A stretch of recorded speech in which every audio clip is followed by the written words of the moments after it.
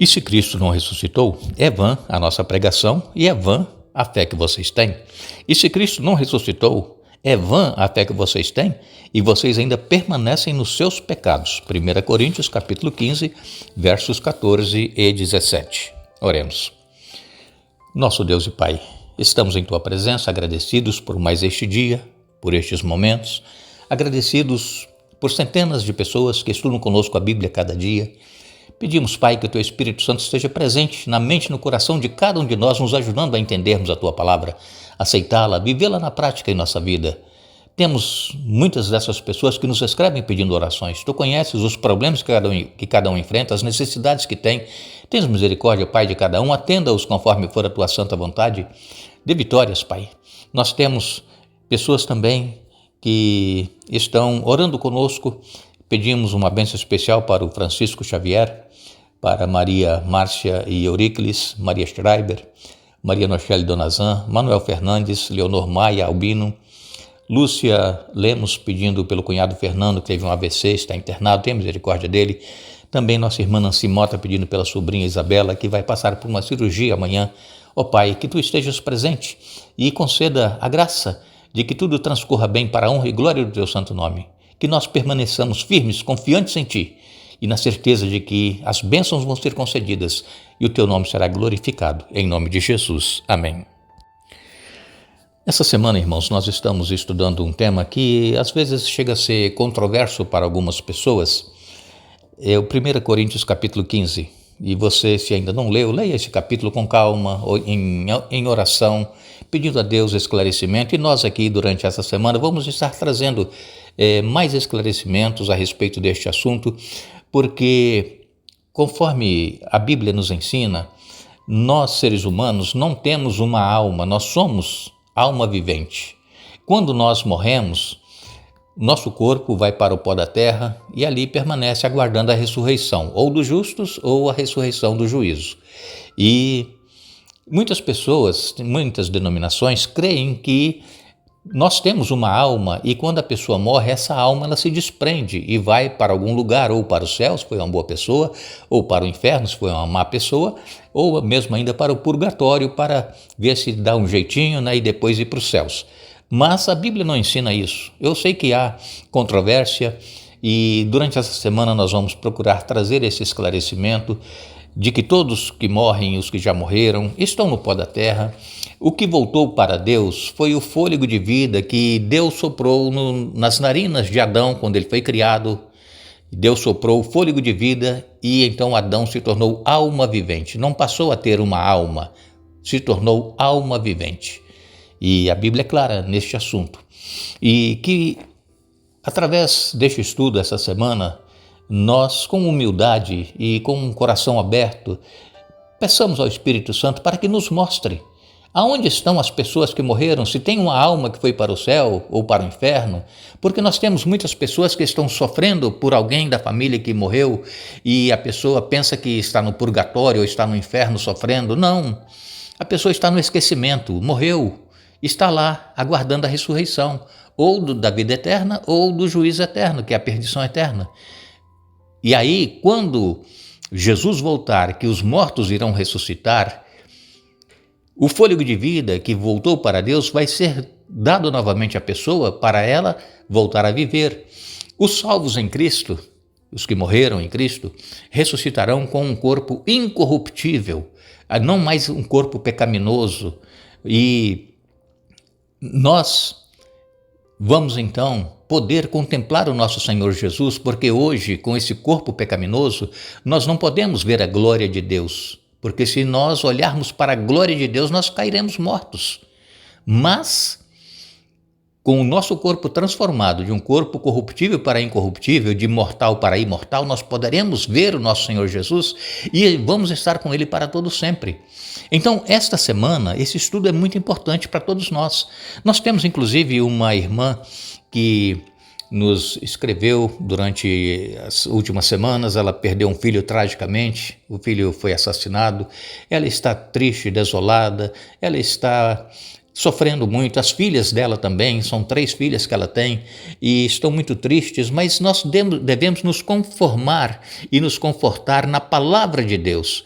Eu sei que muitas pessoas têm dito palavras de conforto para a irmã, mas neste momento é só Deus, porque é um sofrimento muito grande perder alguém da família, ainda mais de uma forma trágica, inesperada.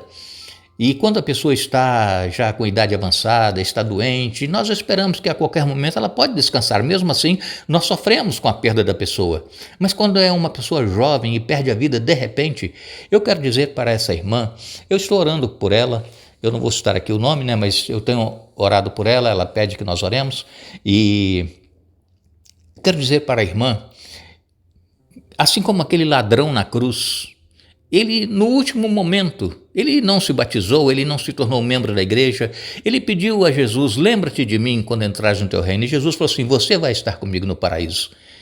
Ele não foi batizado, e esse jovem que foi assassinado, diz a irmã, que ele tinha desejo de se batizar, e quem sabe nos últimos momentos ali, ele pediu perdão a Deus, Senhor, lembra-te de mim, e ele vai estar também. Irmãos, todos aqueles que já perderam alguém, tragicamente, ou que foi por questão de enfermidade e se sofreu bastante para depois falecer, temos que ser confiantes em Deus, de que nós, vivendo uma vida de conformidade com Ele, nós que ainda estamos vivos, esperar encontrar com este nosso familiar, porque no último momento ele pode ter se arrependido e estar lá. Então, que a irmã se conforte e se fortaleça na palavra de Deus, e durante essa semana o assunto, eu creio que vai ajudar a irmã também estar mais tranquila com relação à perda do filho. A dor vai existir, a irmã sempre vai lembrar, todos nós lembramos dos nossos familiares que já descansaram.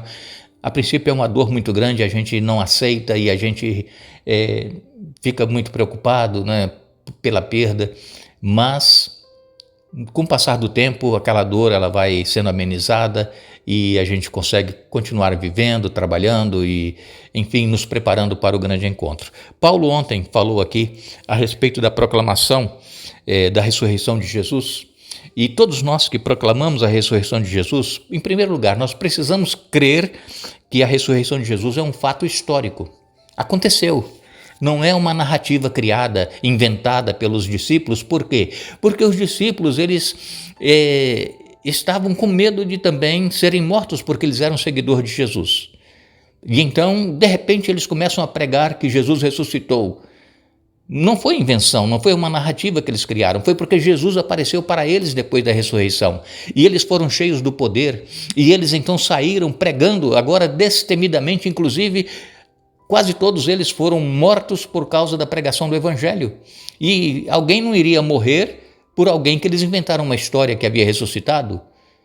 Então vejam, eles viram, testemunharam, e Paulo diz, nós temos aqui em 1 Coríntios, especialmente o capítulo 15, verso 6, falando que Jesus foi visto por mais de 500 irmãos, e ainda, quando Paulo escreveu, alguns estavam vivos que testemunharam a ressurreição de Jesus. E Jesus, ao ressuscitar, ele ressuscitou com um corpo glorioso, ele não era mais reconhecido por sua fisionomia, como ele era antes da morte. Assim também nós, quando nós ressuscitarmos, que Jesus voltar, nós seremos transformados deste corpo mortal para imortal, teremos um corpo glorioso, assim como era o corpo de Adão antes do pecado, e então nós vamos reconhecer os nossos familiares, os nossos amigos, aqueles com os quais nós convivemos, pela maneira como eles eram, os gestos como eles falavam, a expressão que eles usavam. Jesus foi reconhecido por Maria Madalena, quando ela pensou que haviam levado o corpo de Jesus lá do sepulcro, ela olhou e viu uma pessoa assim, ali no jardim do Getsemane, e ela pensava que era o jardineiro. E aí quando Jesus falou Maria, ela reconheceu que era Jesus. E ela correu e foi contar para os discípulos que Jesus tinha ressuscitado. E Jesus depois apareceu para aqueles 2 discípulos no caminho de Emaús, naquele domingo da ressurreição, e mais tarde apareceu lá na casa onde eles estavam reunidos, e Jesus apareceu, a casa toda fechada, eles estavam com medo dos romanos, e Jesus apareceu no meio deles. Vejam, assim, irmãos, nós deveremos nos alegrar, porque se passarmos pela morte, nós também iremos ressuscitar e estaremos para sempre com o Senhor. Aqui, em 1 Coríntios 15, a partir do verso 9, eu quero ler com vocês Paulo dizendo: pois sou o mais insignificante dos apóstolos. Aliás, nem sou digno de ser chamado apóstolo, pois persegui a igreja de Deus. O que agora sou, porém, deve-se inteiramente à graça que Deus derramou sobre mim, e que não foi inútil. Trabalhei com mais dedicação que qualquer outro apóstolo, e no entanto não fui eu, mas Deus que em sua graça operou por meu intermédio. Logo, não faz diferença se eu prego ou se eles pregam, pois todos nós anunciamos a mesma mensagem na qual vocês creram. Pois bem, se proclamarmos que Cristo ressuscitou dos mortos, porque alguns de vocês afirmam não haver ressurreição dos mortos, pois se não existe ressurreição dos mortos, Cristo não ressuscitou. E se Cristo não ressuscitou, nossa pregação é inútil. A fé que vocês têm também é inútil. Então, estamos todos mentindo a respeito de Deus, pois afirmamos que Ele ressuscitou a Cristo. Mas se não existe ressurreição dos mortos, isso não pode ser verdade. E se não existe ressurreição dos mortos, então Cristo também não ressuscitou. E se Cristo não ressuscitou, a fé que vocês têm é inútil, e vocês ainda estão em seus pecados. Nesse caso, todos que adormeceram crendo em Cristo estão perdidos. Se nossa esperança em Cristo vale apenas para esta vida, somos os mais dignos de pena em todo o mundo. 1 Coríntios 15, versos 9 a 19. Havia uma crença entre os coríntios e essa crença era uma influência da cultura grega que não cria na ressurreição e também cria que existia uma alma que saía do corpo quando a pessoa morria e essa alma ficava por aí vagando. Essa cultura estava arraigada ali entre pessoas, membros da igreja de Corinto. E então Paulo escreve essa carta para dizer, olha, se nós não cremos que Cristo ressuscitou, é vã a nossa fé. Nós somos os mais indignos, diz ele. Então, a Bíblia diz claramente que os mortos estão no sepulcro aguardando a ressurreição. A Bíblia diz que quando Jesus voltar, ao soar da última trombeta, os mortos em Cristo vão ressuscitar primeiro. Então, aquele fôlego de vida que a pessoa tinha quando estava viva e que voltou para Deus ao ela morrer, esse fôlego de vida será dado novamente à pessoa, ela vai ressuscitar. E os ímpios também irão ressuscitar, mas para a destruição eterna. Os salvos para a vida eterna, o galardão que está preparado para todos aqueles que crerem. Então, a palavra de Deus ela é clara em dizer que haverá uma ressurreição e que Jesus ressuscitou. E se nós cremos nessa ressurreição de Jesus, nós temos que proclamar, porque a nossa vida não se resume apenas a esta vida, aos anos que nós aqui vivemos e depois tudo acaba, não. A vida, ela vai continuar depois da ressurreição. Então, aqui neste mundo, esse período que nós vivemos, é o preparo para a nossa vida eterna, é o preparo para estarmos com Cristo eternamente. A morte é apenas um sono, como quando Cristo foi ressuscitar a Lázaro, ele disse, nosso amigo Lázaro dorme, e vou despertá-lo do sono.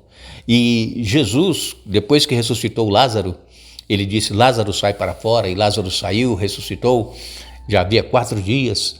Ele não disse que esteve no céu, que a alma esteve conhecendo isso ou aquilo em outras esferas, não. Ele estava na sepultura. Jesus, quando ressuscitou, Jesus disse para Maria, não me toques, ainda não subi ao meu Pai. Porque se ele tivesse ido ao Pai quando morreu, se a alma tivesse ido, mas não, a alma não foi. Jesus, ele permaneceu na sepultura, o corpo estava ali, foi apenas o fôlego de vida que voltou para Deus. E no domingo da ressurreição, Maria então quis tocar em Jesus. Maria, não me toques, ainda não subi ao meu Pai. Depois que ele se encontrou com Maria, foi que ele foi aos céus se apresentar ao Pai e voltou e se encontrou com os discípulos. Então, irmãos, tudo isso é o que a Bíblia nos ensina. Nós temos um corpo que é mortal. Quando nós morremos, tudo acaba, tudo cessa, nós não sabemos mais nada. Inclusive, um irmão também perguntou se é correto nós orarmos pelos antepassados, por aqueles que já morreram, ir lá no cemitério levar flores, fazer oferendas. Irmãos, nada disso é necessário, o morto não sabe de mais nada. Nós temos que fazer enquanto está vivo. Você quer dar flores para alguém? Dê hoje, dê amanhã, essa semana, enquanto está vivo. Quando morrer, a pessoa que morreu não sabe de mais nada, não vê mais nada.